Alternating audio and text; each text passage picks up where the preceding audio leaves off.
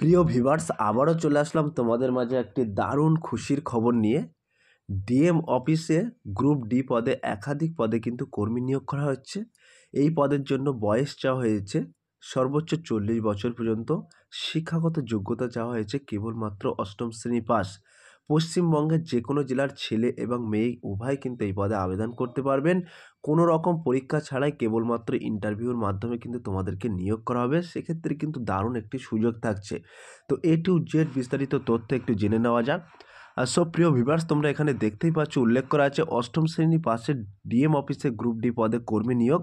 তো আমরা একটু বিস্তারিত তথ্য ডিটেলসে একটু দেখে নেব। তো এখানে তোমাদেরকে বলা হয়েছে ডিস্ট্রিক্ট ম্যাজিস্ট্রেট দপ্তরের তরফ থেকে গ্রুপ ডি পদে কর্মী নিয়োগের নতুন একটি বিজ্ঞপ্তি প্রকাশিত হয়েছে। সরাসরি ইন্টারভিউ দিয়ে চাকরি প্রার্থীদের এখানে নিয়োগ করানো হবে। সো প্রিয় ভিউয়ার্স, এখানে কোনো রকম কিন্তু পরীক্ষা ছাড়াই কেবলমাত্র ইন্টারভিউর মাধ্যমে তোমাদেরকে নিয়োগ করা হবে। আরও বলা হয়েছে পশ্চিমবঙ্গের স্থায়ী বাসিন্দা হলেই চাকরি প্রার্থীরা এখানে আবেদন জানাতে পারবেন। পুরুষ ও মহিলা সকল চাকরি প্রার্থীরা এখানে আবেদন জানাতে পারবেন। সো প্রিয় ভিউয়ার্স, এখানে কিন্তু তোমাদেরকে বলা হয়েছে পশ্চিমবঙ্গের স্থায়ী বাসিন্দা হলেই তোমরা এখানে আবেদন করতে পারবেন। পুরুষ এবং মহিলা উভয় কিন্তু আবেদনের যোগ্য। এবার আমরা সরাসরি দেখে নেব পদের নাম। তো এখানে পদের নাম কিন্তু উল্লেখ করা হয়েছে। এখানে যে সমস্ত পদে কর্মী নিয়োগ করা হবে সেই পদের নামগুলি হলো, ১ নম্বরে কিন্তু উল্লেখ করা হয়েছে রাঁধুনি অর্থাৎ কুক পদে কিন্তু তোমাদেরকে নিয়োগ করা হবে। ২ নম্বরে বলা হয়েছে কর্মবন্ধু পদে তোমাদেরকে নিয়োগ করা হবে। ৩ নম্বরে বলা হয়েছে নাইট গার্ড। ৪ নম্বরে বলা হয়েছে সুপারিনটেন্ডেন্ট এবং ৫ নম্বরে অন্যান্য। এই সমস্ত পদে কিন্তু তোমাদেরকে রিক্রুট করা হবে অর্থাৎ নিয়োগ করা হবে।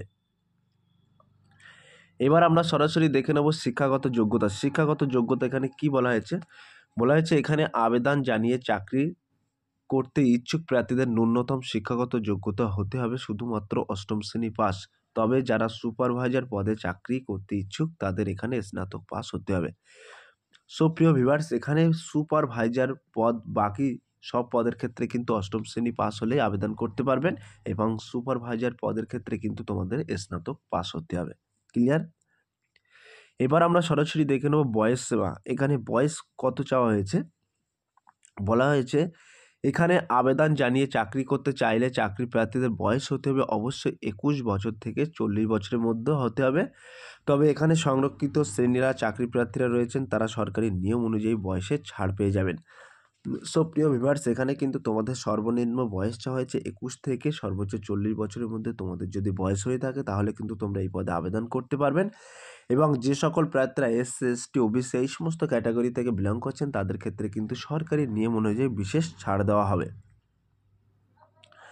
বেতন এখানে কি বলা হয়েছে? তোমাদের মাসিক বেতন এখানে কত বলা হয়েছে?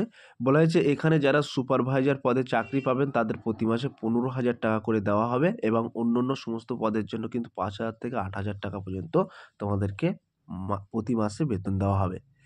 আবেদন পদ্ধতি কি বলা হয়েছে? বলা হয়েছে এখানে আবেদন জানাতে ইচ্ছুক তাদের অফলাইনের মাধ্যমে আবেদন করতে হবে। সো প্রিয় ভিউয়ার্স, আমি ডেসক্রিপশন বক্সে লিঙ্ক দিয়ে দেবো। ইম্পর্টেন্ট লিঙ্কস বলে একটি অপশান থাকবে, সেই লিঙ্কে ক্লিক করেই তোমরা সরাসরি আবেদনপত্রটি ডাউনলোড করে নেবে এবং ওই আবেদনপত্রটি নিজে হাতে কলমে সমস্ত কিছু ফিল আপ করবে। ফিল আপ করার পরে নিচে ডিক্লেরেশনে উল্লেখ করা আছে কোথায় কোন ঠিকানায় ওই ফর্মটি পাঠাতে হবে, সেই ঠিকানায় তোমরা পাঠাবে এবং নিচে ডিক্লেরেশনে লেখা আছে ওই কপির সাথে অর্থাৎ ওই ফর্মের সাথে কোন কোন কপি তোমাদের সংযুক্ত করতে হবে।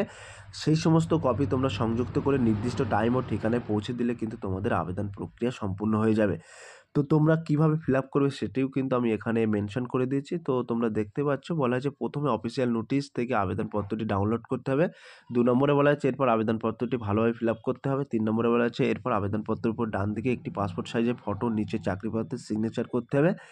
৪ নম্বরে বলা হয়েছে আবেদনপত্রটি নির্ভুলভাবে ফিল আপ হলে আবেদনপত্রের সঙ্গে সঙ্গে বেশ কিছু প্রয়োজনীয় ডকুমেন্টস সংযুক্ত করতে হবে। ৫ নম্বরে বলা হয়েছে এরপর আবেদনপত্রকে একটি খামে নিচে দেওয়া ঠিকানায় জমা করতে হবে। সো প্রিয় ভিউয়ার্স, ঠিকানাটা কিন্তু ওই ফর্মে উল্লেখ করা আছে, তোমরা ওই ফর্মটা একটু দেখে নেবে।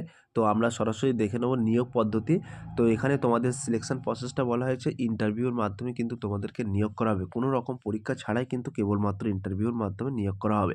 তো প্রয়োজনীয় ডকুমেন্টস কিন্তু আমি এখানে উল্লেখ করে দিয়েছি, কোন কোন কপি ওই কপির সাথে অর্থাৎ ফর্মের সাথে সংযুক্ত করবে সেই সমস্ত কপি এখানে মেনশন করে দিয়েছি।